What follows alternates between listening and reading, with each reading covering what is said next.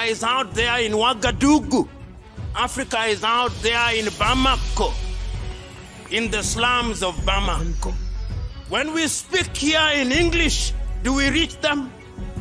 When we speak in French, do we reach them? When we speak in Portuguese, do we reach them?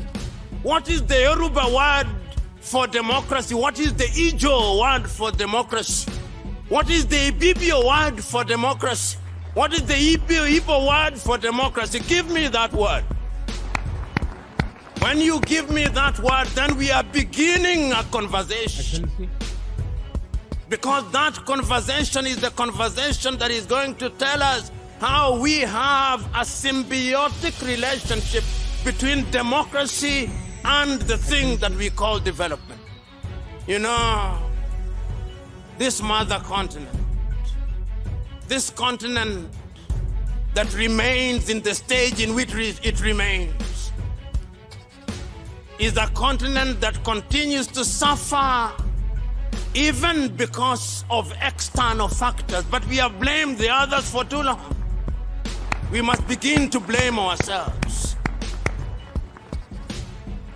Oh, we have blamed the British, and they deserve to be blamed.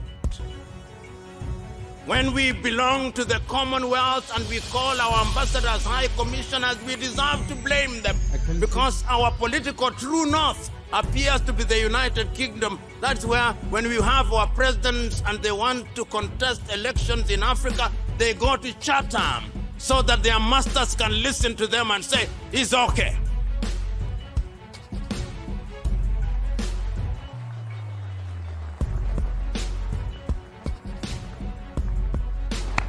So we can blame the British, and they deserve to be blamed. We deserve to blame the French, because before you are elected into one of their countries, you've got to go to Paris, and they've got to say, "Célèbre." Then they say, "Très bien." And then we know that you come back home and you are simply a manager of a plantation. And if you had any doubt about that, just see what is happening in Niger, when the French president says, "I will not remove my ambassador." And Africa says nothing about it. And even when they say anything about it, they say it mutedly, and they sanitize their language lest they annoy Paris. Excellency. And the same happens in Portugal. The same happens with the Belgians. I look forward to an Africa where things are done in the continent of Africa. Excellency. And this continent of Africa has tried, and there is no shortage of individuals who have tried to link democracy and development. In our midst, we have leaders.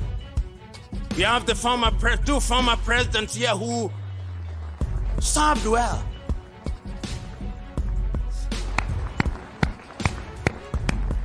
I've said this before.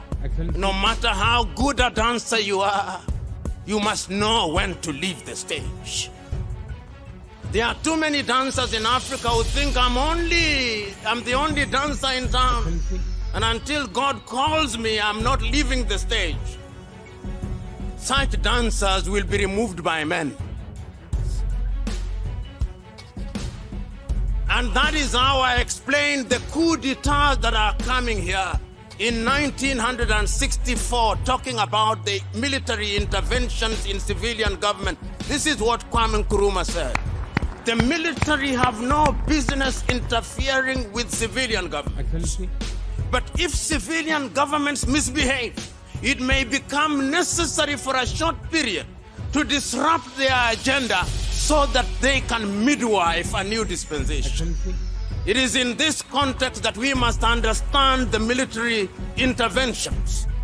But remember that true democracy requires and demands the eternal vigilance of the people, because Africa has also seen a situation where military leaders remove their uniform and adorn suits, and lo and behold, like Paul and Saul, they become civilians themselves. Excellency.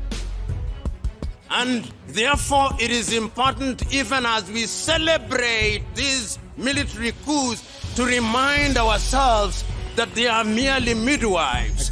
And midwives are neither the father, nor the mother, nor the child. Their duty is to ensure that all the three are happy. And we, the population, must be eternally vigilant. And that is why, therefore, when we talk about democracy, we must ask ourselves, what are we doing wrong? And we must also ask the question, are coup d'etats only mounted by men and women in uniform? No. I've seen coups mounted by judiciaries in Africa. I've seen coups being mounted by the political class in Africa. Excellency. When people engage in sophistry in interpreting constitution, those are also coup d'etats.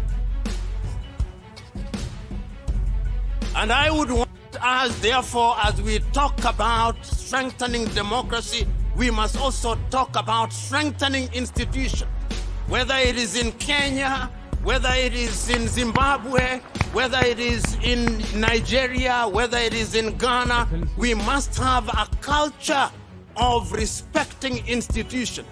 Sometimes in Africa, we behave as if institutions work on their own motion. No. Institutions are as strong as the men and women who occupy them.